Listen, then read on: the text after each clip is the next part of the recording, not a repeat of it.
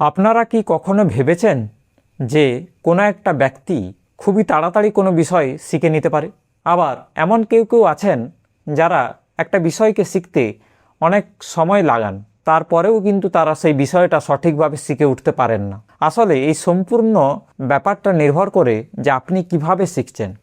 বন্ধুরা, আজকের এই ভিডিওটিতে আমরা ডিসকাস করব যে কিভাবে আপনারা যে কোনো বিষয় খুব তাড়াতাড়ি শিখে নিতে পারবেন।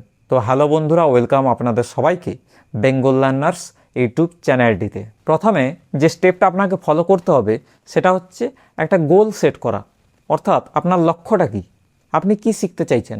প্রথমে সেটা আপনাকে ক্লিয়ার করতে হবে। গোল অর্থাৎ লক্ষ্য, আমি গিটার শিখব, তার জায়গায় আপনারা এটা বলতে পারেন যে আমি 1 মাসের মধ্যে গিটার শিখে একটা হলেও গান বাজাবো। সেকেন্ড অপশান যেটা বলবো সেটা হচ্ছে প্যারেটো প্রিন্সিপাল। এখানে আপনারা 80-20 রুলস ব্যবহার করতে পারেন। যে কোনো বিষয় শেখার ক্ষেত্রে পুরোটাই যে একসঙ্গেই শিখে নিতে হবে তার কিন্তু কোনো মানে নেই। আপনারা এটাকে ডিভাইড করতে পারেন। আপনাদেরকে সেই 20% বিষয়টা খুঁজে বের করতে হবে, যেটা শিখতে পারলে ওই 80% বিষয়টাও আপনারা ইজিলি শিখে ফেলতে পারবেন। যেমন, বুঝতে পারলেন না তো, যদি আপনারা ইংরেজি শিখতে চান তাহলে প্রথমে আপনাদের ফোকাস রাখতে হবে অল্প কিছু ভোকাবুলারির ওপর।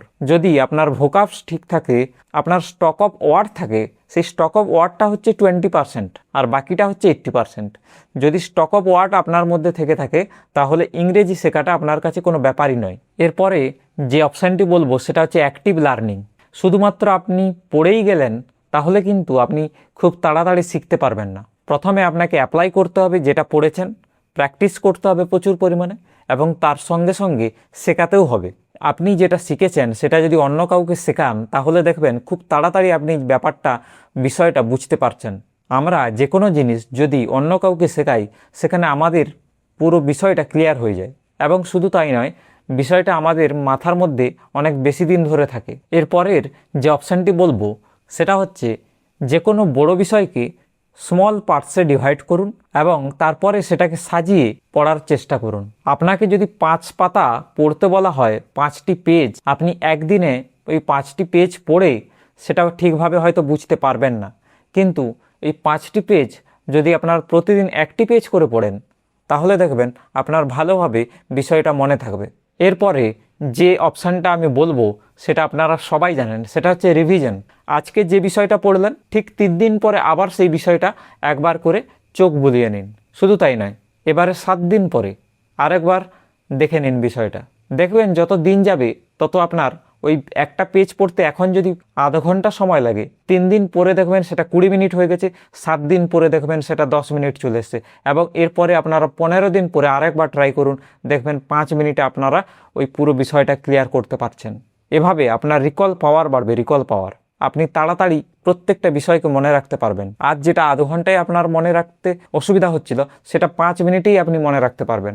এর পরের যে অপশানটি বলবো সেটা হচ্ছে যখনই আপনারা কোনো বিষয় শিখবেন বা যখনই কোনো আপনারা বিষয় পড়বেন, চেষ্টা করুন পুরো ফোকাসের সঙ্গে কাজটি করার।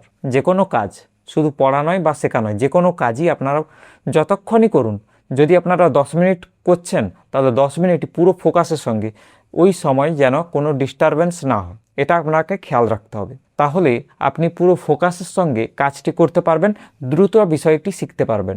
এবং শুধু তাই নয়, 10 মিনিট আপনারা বিষয়টা পড়লেন, শিখলেন, তারপরে 5 মিনিটের একটা ছোট্ট ব্রেক নিয়ে নিন, তারপরে আবার 10 মিনিট পড়ুন বা শেখার চেষ্টা করুন যে কোনো বিষয়। সেটা গিটার হতে পারে, সেটা কোনো গেম হতে পারে, সেটা কোনো বিষয় পড়া হতে পারে, আপনার সাবজেক্ট হতে পারে, বই পড়া হতে পারে। এবং শুধু তাই নয়, যখনই এই ধরনের কোনো ডিপ ওয়ার্ক আপনারা করতে বসবেন, ডিপ ওয়ার্ক আপনারা শিখবেন ফোকাসের সঙ্গে, চেষ্টা করুন মোবাইলটা যাতে সাইলেন্ট মোডে থাকে। কেন কি এখনকার দিনে সবথেকে বেশি ডিস্টারবেন্স হচ্ছে আপনার মোবাইল।